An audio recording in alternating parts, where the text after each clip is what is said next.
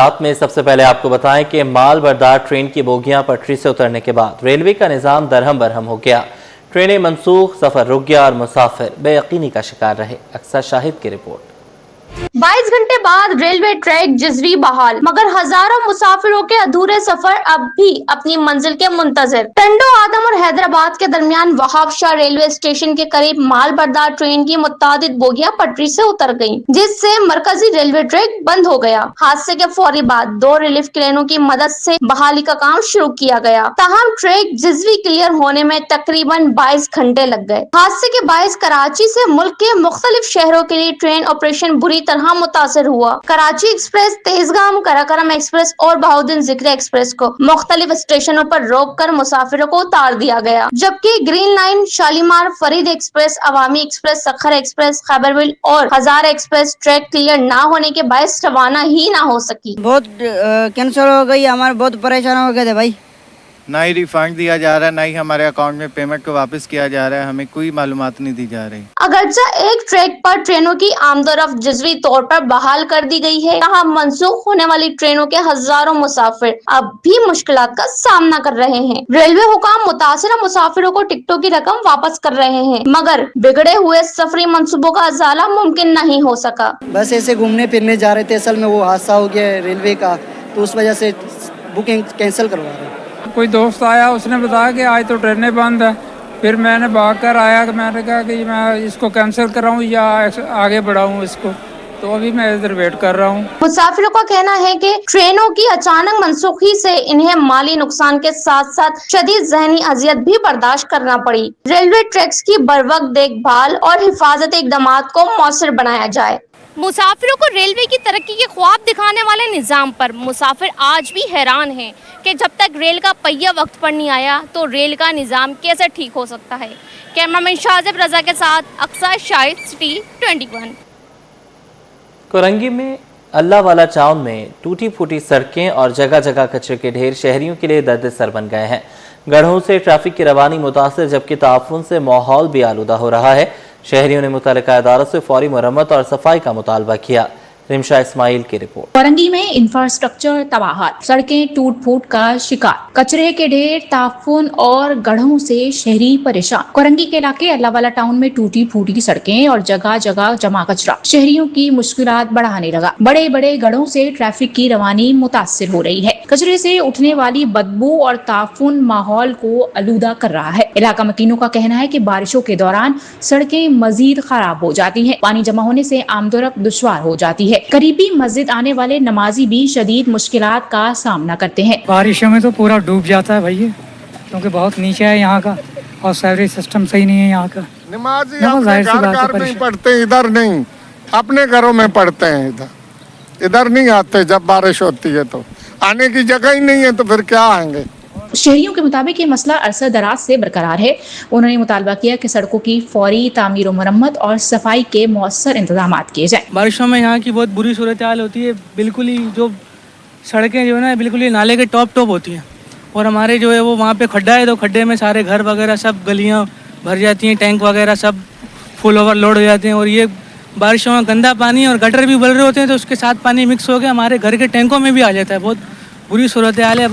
علاقہ مکینوں کا کہنا ہے کہ اگر بروقت اقدامات نہ کیے گئے تو ٹوٹی سڑکیں حادثات کا باعث بن سکتی ہیں. کیمرامین شاہزیب کے ساتھ رمشا اسماعیل، سٹی 21. کراچی پولیس کی جانب سے جرائم پیشہ عناصر کے خلاف کارروائیاں جاری ہیں. ایک ہفتے کے دوران مقابلوں میں 5 ڈاکو مار کر آئے، جبکہ 22 زخمی ڈاکوؤں سمیت 34 اسٹریٹ کرمنلز کو گرفتار کیا گیا. معراج اختر کی رپورٹ. جرائم پیشہ عناصر کے گرد قانون کا شکنجہ تنگ. ایک ہفتے کی کارروائیوں کی تفصیلات سٹی 21 نے حاصل کر لی.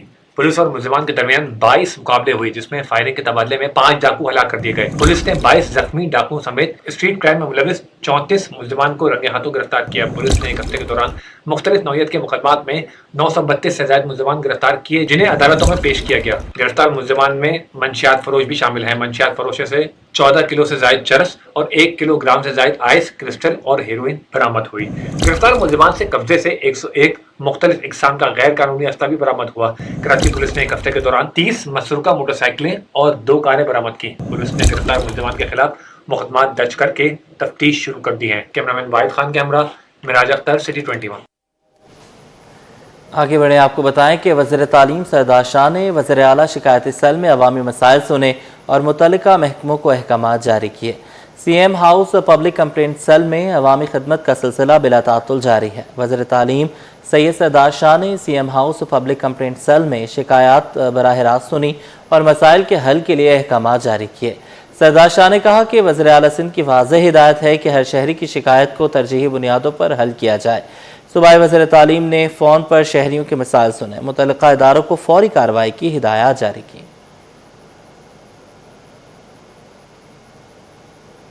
صوبائی وزیر ثقافت و سیاحت ذوالفقار علی شاہ نے نواب شاہ، مورو اور دادو میں محکمہ ثقافت کے مختلف اداروں کا اچانک دورہ کیا، جہاں غیر حاضر ملازمین کے خلاف فوری کارروائی کرتے ہوئے معطلی اور شو کاز نوٹس جاری کر دیے گئے۔ صوبائی وزیر ثقافت و سیاحت ذوالفقار علی شاہ نے بلاول ریسرچ سینٹر، شہید بے نظیر آباد، مورو اور دادو میں محکمہ ثقافت کی لائبریریز اور دیگر اداروں کا اچانک دورہ کیا۔ دورے کے دوران بلاول ریسرچ سینٹر میں متعدد ملازمین کی غیر حاضری پر صوبائی وزیر نے برہمی کا اظہار کیا اور غیر حاضر عملے کو معطل کر دیا۔ ادارے کے انچارج کو شو کاز نوٹس جاری کرنے کی ہدایت کی۔ صوبائی وزیر نے محکمہ آثار قدیمہ کے ریسرچ سینٹر میں بنیادی سہولیات کے فقدان پر تشویش کا اظہار کیا۔ کہا کہ آثار قدیمہ اور ثقافتی ورثے کے ادارے انتہائی اہمیت کے حامل ہیں۔ کاروباری حوالے سے خبر شامل کریں۔ پاکستان اسٹاک ایکسچینج میں پیر کو کاروبار شدید اتار چڑھاؤ کا شکار رہا۔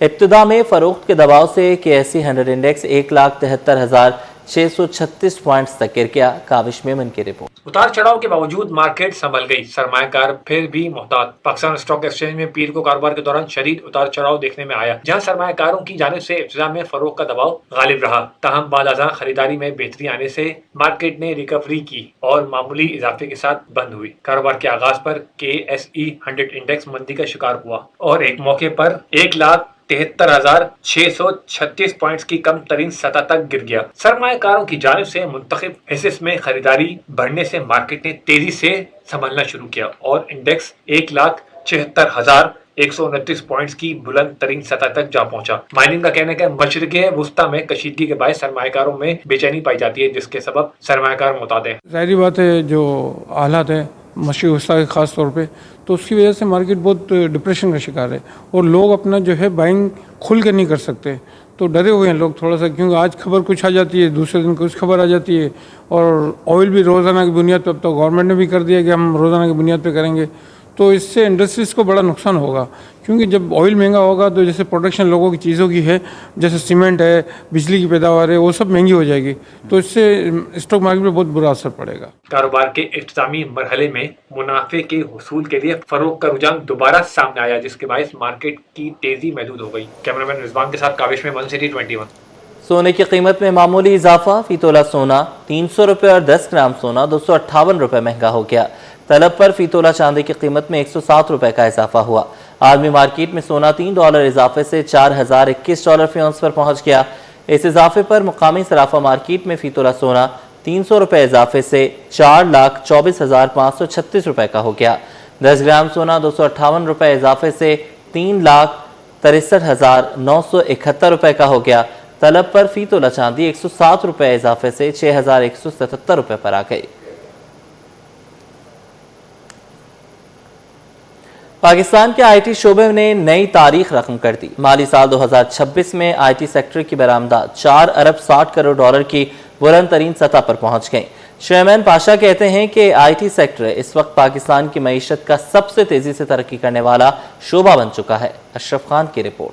پاکستان کی آئی ٹی صنعت کی برآمدات میں تاریخی کامیابی۔ مالی سال 2025-26 کے دوران برآمدات کا نیا ریکارڈ قائم۔ اسٹیٹ بینک آف پاکستان کے مطابق جون 2026 میں آئی ٹی برآمدات 41 کروڑ 60 لاکھ ڈالر رہی، جو مئی 2026 کے مقابلے میں 12%، جبکہ جون 2025 کے مقابلے میں 23% زیادہ ہے۔ سابق chairman Pakistan soft where house ایسوسی ایشن زہیب خان کا کہنا تھا کہ آئی ٹی سیکٹر اس وقت پاکستان کی معیشت کا سب سے تیزی سے ترقی کرنے والا شعبہ بن چکا ہے۔ ان کے مطابق مالی سال 2025-26 میں آئی ٹی برآمدات میں 21% اضافہ ریکارڈ کیا گیا، جبکہ شعبے کا تجارتی سرپلس 85% تک پہنچ گیا۔